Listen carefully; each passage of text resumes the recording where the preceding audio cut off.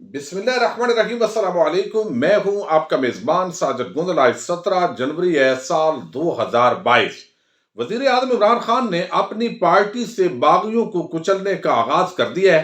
पहला नोटिस जारी हो चुका है। खैबर पख्तूनख्वा के कौमी और सूबाई असम्बली के मेंबरान से आज पेशावर में वजीर आजम ने आम गुफ्तगू की है। क्या हदायत जारी की गई हैं, इस हवाले से तफसीलात मैं आपके सामने रखूंगा। डील करके लंदन भागने वाले नवाज शरीफ को एक और अदालती रिलीफ मिला है, इस पर भी बात करेंगे। और बिकाऊ पाकिस्तानी मीडिया के खजाने भर गए हैं, ये एक बहुत बड़ी खबर है, लेकिन मीडिया के तमाम चैनल इस खबर को छुपा रहे हैं। इसी से हम आज की वीडियो का आगाज करेंगे और उम्मीद करूंगा कि ये वीडियो समाप्त करने के बाद आप अपने कीमती फीडबैक से जरूर आगाह करेंगे।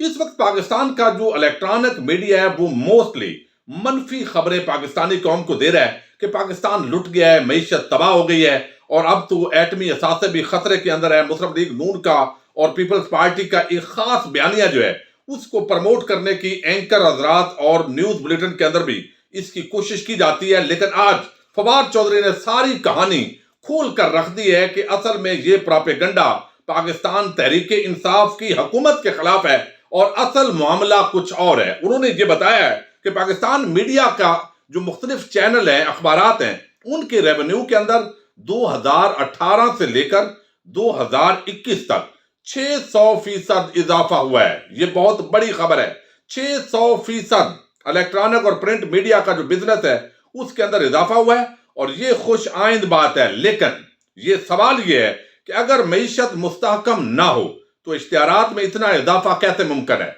ये फवाद चौधरी वज़ीर इत्तलाआत ने इलेक्ट्रॉनिक और प्रिंट मीडिया के लोगों से एक सवाल किया है। उन्होंने कहा कि अगर मईशत मुस्तहकम नहीं है तो इतने इश्तिहारात में इजाफा कैसे मुमकिन है। जरा सोचिए और खुदा के लिए मीडिया वर्कर्स की तनख्वाहों में इजाफा करें ताकि उन्हें भी महंगाई का असर कम लगना शुरू हो जाए।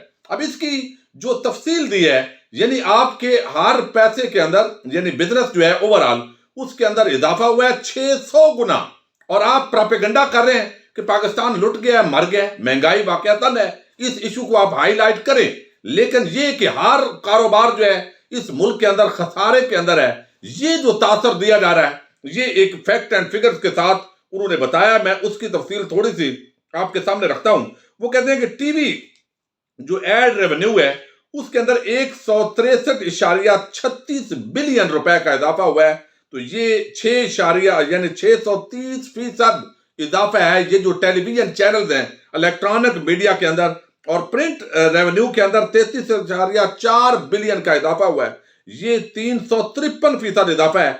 डिजिटल एड रेवेन्यू इंक्रीज जो है ये 315% बिलियन है, जो कि 23% बनती है। और रेडियो जो एड रेवेन्यू है उसके अंदर भी 1.015 बिलियन यानी 102% इजाफा हुआ है। तो अब ये इलेक्ट्रॉनिक और प्रिंट मीडिया को इश्तिहारात मिले मुख्तलिफ कंपनीज की तरफ से, मोस्टली जिनके बिजनेस चल रहे हैं, बिजनेस एड्स मिले, उसकी बिना पर 630% इजाफा हुआ है सिर्फ जो टेलीविजन चैनल्स हैं उनके रेवेन्यू के अंदर। लेकिन दूसरी तरफ जो वर्कर्स हैं, जो कैमरामैन है, जो रिपोर्टर है, जो आम वहां पर काम करने वाला प्रोड्यूसर है, एसोसिएट प्रोड्यूसर है, रिसर्च टीम है, उसको चूंकि तनख्वाहें नहीं बढ़ानी, उसको तनख्वाहें देनी नहीं है तो मायूसी फैलानी है, तो उनकी तनख्वाहें उन्होंने कहा कि वफाकी वज़ीर इत्तलाआत ने आप इजाफा करें ताकि उनका यही हल है कि अगर महंगाई है तो आप इनकम इंक्रीज करते हैं और ये हल है। लेकिन आप जो है जो सेठ हैं वो सारा कुछ खा रहे हैं और बाकी मायूसी फैलाने के लिए पूरी कौम के सामने आ रहे हैं।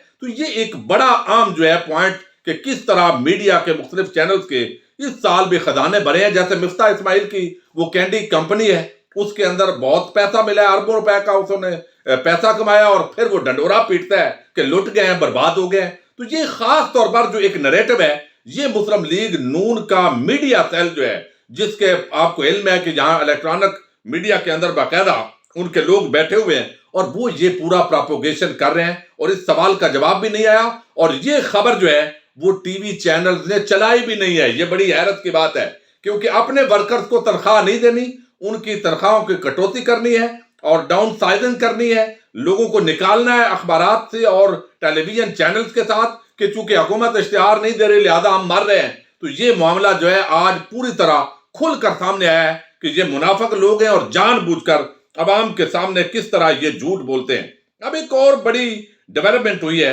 اور اس کا تعلق جو ہے وہ لندن جانے والے نواز شریف کے ساتھ ہے.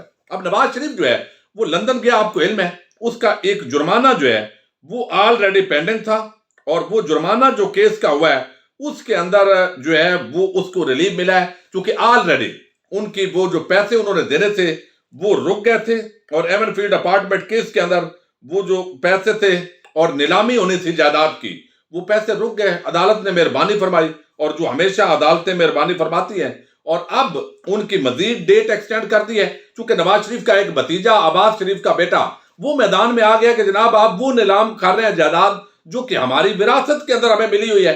تو اس لیے جب اس طرح کا کوئی بھی درخواست گزار وہ مشترکہ فیملی ممبر کے طور پر آ جاتا ہے, تو پھر ہمارا تو سسٹم ہی ایسا ہے کہ اس نے 2 مہینے 4 مہینے تو لگانے نہیں ہے, مزید اس کو ایکسٹینڈ کرتے جانا ہے. اور مالی جو جرمانہ ہوا تھا نواز شریف کو, اب اس کے اندر یہ احتساب عدالت کے جج ہیں اسد علی, ان کے سامنے یوسف عباس سمیت دیگر کی درخواستوں پر سماعت ہوئی ہے, جس میں نواز شریف کی جائیدادوں کی نیلامی روکنے کی استدعا کی گئی ہے. درخواستوں کے اندر موقف اختیار کیا گیا ہے کہ جائیدادوں کی وراثت منتقل ہو گئی ہے, نیب نے وہ جائیداد بھی قرق کر لی ہے جو دوسرے لوگوں کے حصے میں آئی, لہذا عدالت اپنے فیصلے پر نظر ثانی کرے. درخواست گزار کا مزید کہنا ہے کہ نواز شریف کی واپسی پر جائیدادوں کی نیلامی کا عمل چیلنج ہو جائے گا, لہذا عدالت نیلامی کے خلاف حکم امتناعی جاری کرے. بعد ازاں عدالت نے کارروائی کرتے ہوئے 4 فروری کو وکلاء کو طلب کر رہی ہے, اور بورڈ آف ریونیو پنجاب نے سابق وزیر اعظم کی پراپرٹی فروخت کرنے کے لیے رہائش گاہ جاتی عمرہ پر یہ باقاعدہ اشتہارات 19 نومبر کو لگائے تھے. لیکن اب جو ہے ایون فیلڈ اپارٹمنٹ کے اندر 8 ملین پاؤنڈ برآمدگی کے لیے یہ کارروائی تھی.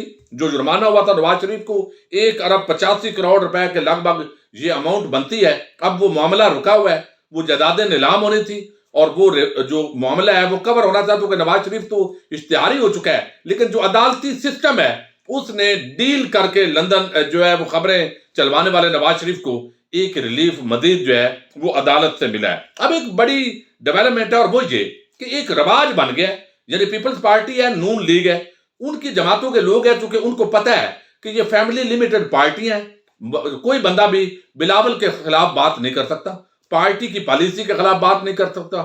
اسی طرح آپ نون لیگ میں آئیے, نواز شریف اور شہباز شریف کے عمومی بات ہلکی پھلکی کر لیتے ہیں, لیکن کوئی بھی مخالفت کے اندر بات نہیں کر سکتا.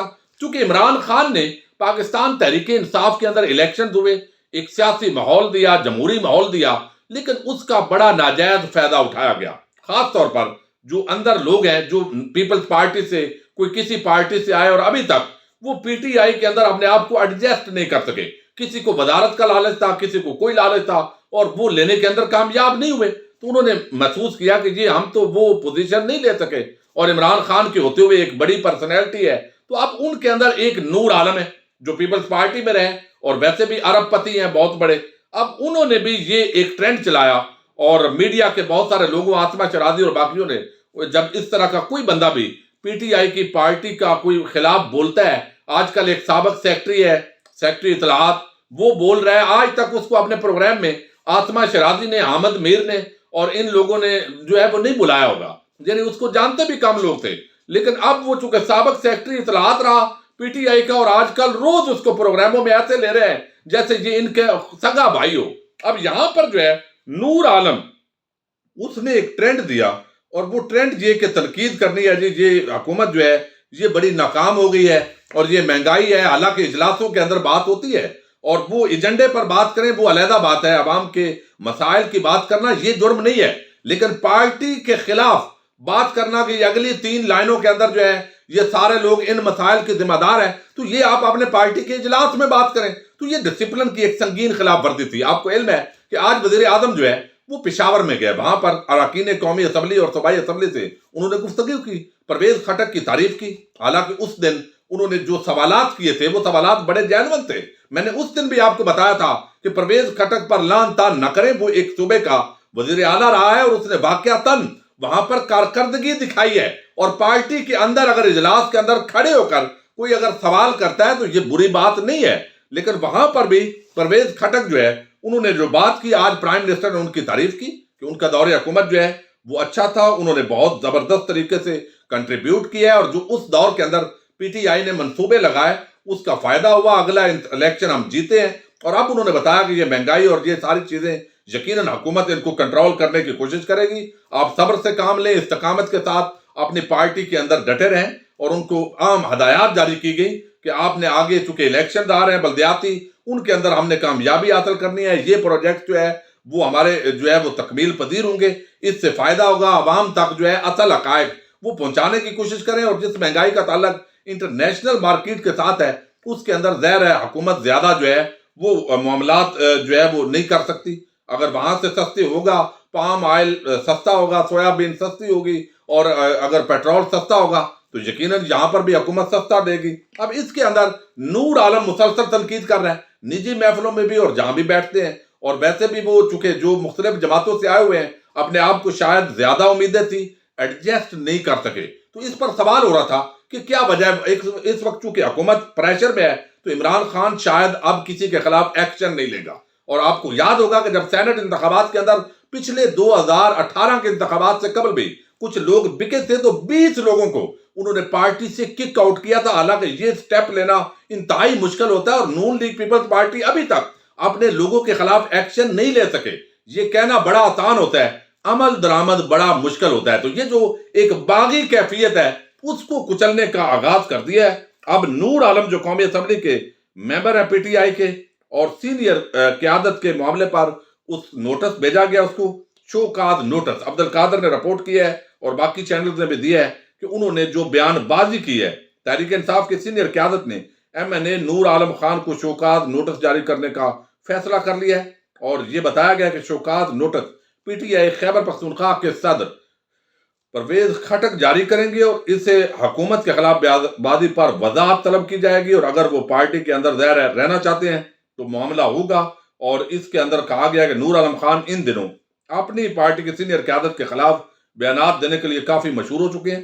چند دن قبل پارلیمانی پارٹی کے اجلاس کے اندر بھی انہوں نے ایسی باتیں کی, اور کچھ ٹی وی چینلز کے اوپر بیٹھ کر انہوں نے یہ باتیں کی ہے. اب نور عالم نے کہا ہے کہ جو باتیں میں نے کی ہے میں ان کی وضاحت کروں گا, میں نے کوئی غلط بات نہیں کی, میں نے تو عوام کے حقوق کی بات کی ہے. بہرحال پارٹی ڈسپلن کے خلاف ورزی پر یہ جو نوٹس ہے یہ انتہائی اہمیت کا عمل ہے, تاکہ بہت سارے لوگ جو دیکھا دیکھی ایک شروع ہو جاتے ہیں اور اس جمہوری پارٹی کا زیادہ فائدہ ناجائز اٹھاتے ہیں, تو ان کے لیے یہ ایک بہت بڑا سٹیپ ہے وزیر اعظم عمران خان کی طرف سے, اور ان کی ہدایات کے تحت یہ معاملہ آگے بڑھ رہا ہے. اپنے میزبان ساجد گندر کو نیکسٹ ویڈیو تک کے لیے اجازت دیجیے. اللہ حافظ.